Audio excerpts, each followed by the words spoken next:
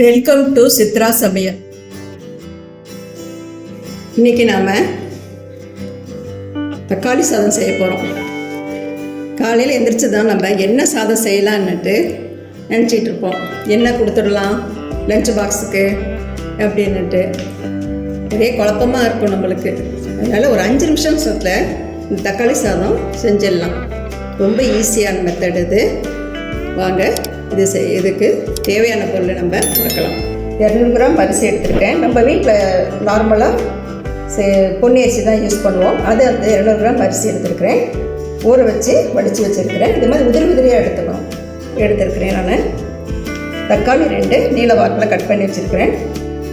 பெரிய வெங்காயம் 1 நீல வாக்கில் கட் பண்ணி வச்சுருக்கிறோம். பச்சை மிளகாய் 2 கட் பண்ணி நீல வாக்கில் கட் பண்ணி வச்சுருக்கிறோம். கொத்தமல்லி ஒரு கைப்பிடி அளவு, சோம்பு, மஞ்சள்தூள், உப்பு நம்மளுக்கு தேவையானதை வச்சுக்கலாம். வாங்க இது செய்ய ஆரம்பிக்கலாம். தக்காளி சாதம் செய்ய ஆரம்பிக்கலாம். அடுப்பில் வடைச்சட்டி வச்சுக்கிறோம். 2 ஸ்பூன் எண்ணெய் விட்டுக்கலாம். இன்னும் சாதத்துக்கெல்லாம் நம்ம கொஞ்சம் எண்ணெய் ஜாஸ்தியாக விட்டால் தான் நல்லா இருக்கும். அதனால் எண்ணெய் விட்டுக்கலாம். கேஸ் ஹை ஃப்ளேமில் வச்சுக்கலாம். எண்ணெய் கொஞ்சம் நேரம் காயட்டும். இந்த தக்காளி சாதம் பிரியாணி மாதிரி கூட செய்யலாம். அது கொஞ்சம் நேரம் ஆகும். காத்தால நம்ம அதெல்லாம் பட்டை, லவங்கம், சோம்பு எல்லாம் போட்டு அரைச்சி செய்யணும். இது கொஞ்சம் நம்ம ஈஸியாக செய்யலாம். அதனால் இந்த மெத்தடை நம்ம ஃபாலோ பண்ணிக்கலாம். சாப்பிடவும் ரொம்ப டேஸ்ட்டாக இருக்கும்.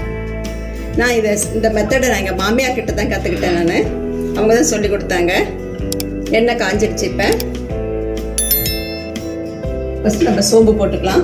இது 1/4 ஸ்பூன் எடுத்துருக்கேன். போட்டுக்கலாம். கூட பச்சை மிளகாய் 2 கட் பண்ணி வச்சுக்கோங்க. அதை போட்டுக்கலாம். கொஞ்சம் மீடியம் சைஸில் வச்சுக்கலாம்.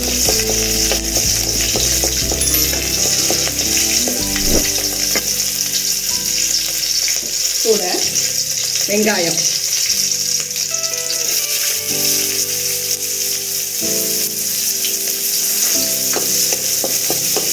கொஞ்ச நேரம் வதக்கிக்கலாம்.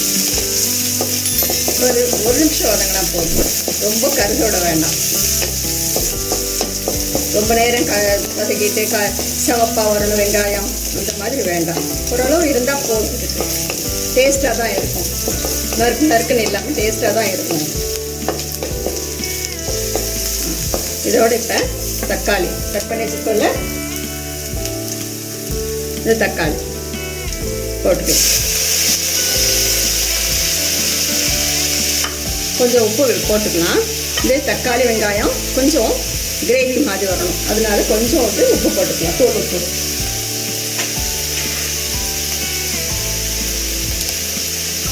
நான் இது 2 பேருக்கு தான் செய்கிறேன். அதனால் 2 தக்காளி வெங்காயம் 1 தான் போட்டிருக்கேன். காரம் உங்களுக்கு தக்காளி எல்லாம் நிறையா 5 பேருக்கு செய்கிற மாதிரி இருந்தால் இன்னும் கொஞ்சம் சேர்த்து போட்டுக்கோங்க.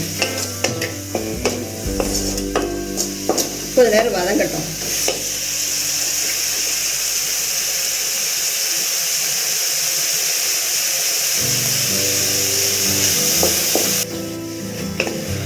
பாருங்க, இந்த மாதிரி நல்லா தக்காளி வெங்காயம் பச்சை மிளகாய் நல்லா வெந்து நல்ல கிரேவி மாதிரி வந்திருக்கு. கொஞ்சம் இந்த டயத்தில் நம்ம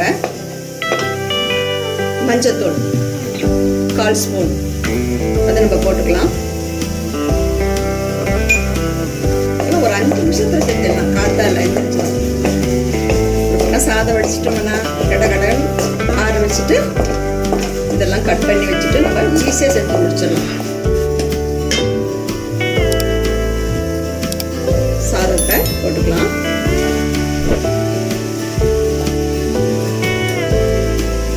உப்பு தக்காளி வெங்காயம் வேகத்துக்கு தான் கொஞ்சமாக போட்டு இருக்கேன். இப்போ சாதகம் எல்லாம் சேர்ந்து வரும்போது உப்பு பத்தாமல் இருக்கும்.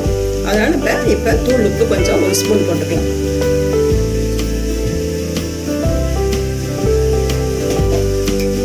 நாங்கள் கொஞ்சம் உப்பு கம்மியாக தான் சாப்பிடுவோம். அதனால் நான் கம்மியாக போட்டுக்கிறேன். உங்களுக்கு எவ்வளோ தேவையோ அதை நீங்கள் போட்டுக்கலாம்.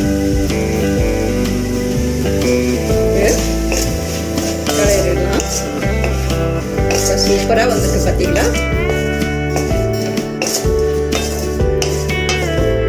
நல்லா வந்திருக்கு. எல்லாம் கலந்து சாப்பிட்டோம்னா சைட் டிஷ்ஷாக ஒரு பச்சடி கூட இதை வச்சுக்கலாம். வெங்காய பச்சடி இது சாப்பிட்டோம்னா ரொம்ப ரொம்ப டேஸ்ட்டாக இருக்கும். எல்லாம் கலந்துருச்சு. நல்லா வந்திருக்கு. பொழு பொழுன்னு வந்திருக்கு. பார்த்தீங்களா? சூப்பராக வந்திருக்கு. இந்த டயத்தில் நம்ம கொத்தமல்லி தழையை போட்டுக்கலாம்.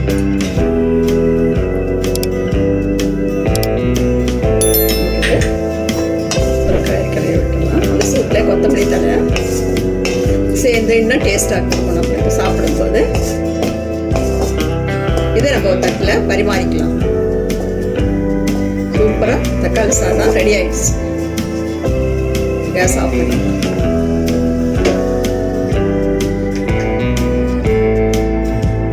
இப்போ சுவையான தக்காளி சாதம் ரெடி ஆயிடுச்சு. ஒரு தட்டில் பரிமாறிட்டேன். இப்போ டேஸ்ட் பண்ணி பார்க்கலாம்.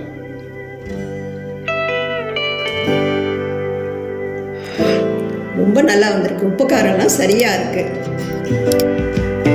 இதே வந்து எங்கள் வீட்டில் எங்கள் மகனுக்கு இது ரொம்ப பிடிக்கும். நான் இந்த வீட்டில் வாரம் 2 நாள் செய்வேன். நான் ரொம்ப விரும்பி சாப்பிடுவான். சீக்கிரமாக நம்ம காத்தாலே இதை கூட டிஃபனாக கூட செஞ்சு எடுத்து சாப்பிட்டுட்டு கூட மிச்சமானது லஞ்ச் பாக்ஸாக கூட எடுத்துகிட்டு போகலாம். அந்த மாதிரி கூட நம்ம செய்யலாம். அது வந்து கொஞ்சம் ஆற வச்சு நம்ம எடுத்துகிட்டு போகணும். லஞ்ச் பாக்ஸ் எல்லாம் போடும்போது இதே மாதிரி உங்கள் வீட்டில் இதே மெஷர்மெண்ட்டோடு செஞ்சு பாருங்கள். இந்த வீடியோ உங்களுக்கு பிடிச்சிருந்தா சித்ரா சமையலுக்கு லைக் பண்ணுங்கள், கமெண்ட்ஸ் பண்ணுங்கள், சப்ஸ்கிரைப் பண்ணுங்கள். உணவே மருந்து. மிக்க நன்றி.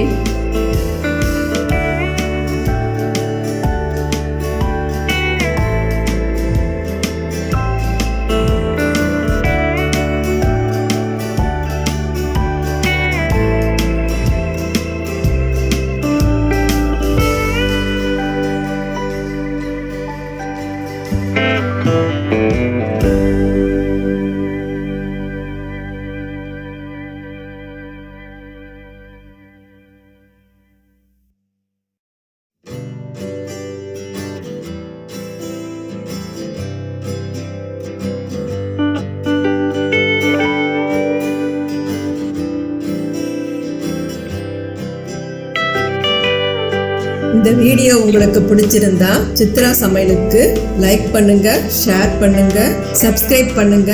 உங்களுடைய கருத்துக்களை கமெண்ட் செக்ஷன்ல பதிவு பண்ணுங்க. உணவே மருந்து.